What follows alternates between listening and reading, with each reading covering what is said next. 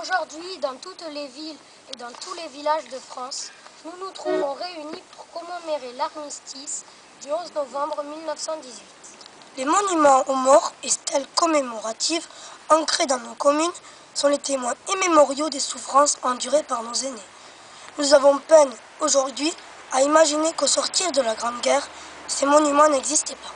Ces lieux de mémoire réalisés dès l'immédiat après-guerre, souvent à l'initiative des anciens combattants de l'époque, sont l'expression de leur volonté que cette guerre soit la der des der et que leur sacrifice ne soit pas vain.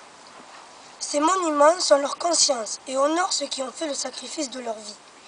Ils sont le visage de cette France meurtrie, défigurée, profondément marquée par cette guerre qui ne s'est pas arrêtée le 11 novembre 1918. Cette guerre a perduré dans les corps et dans les cœurs.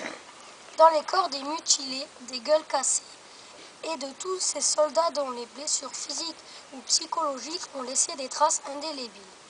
Dans les cœurs des mères, des épouses et des orphelins auxquels a manqué pour toujours un être cher. En 1919, le traité de paix signé à Versailles par ses exigences vis-à-vis de l'Allemagne a favorisé l'émergence du nazisme et a été l'une des causes de la Seconde Guerre mondiale.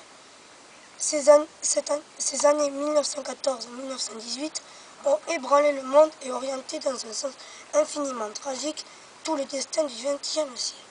L'Union française des associations de combattants et de victimes de guerre, UFAC, en a tiré l'un des motifs fondamentaux de son action.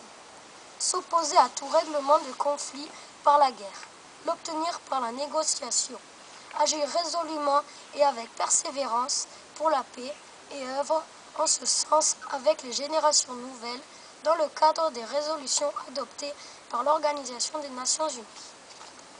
Je pense qu'on peut les applaudir.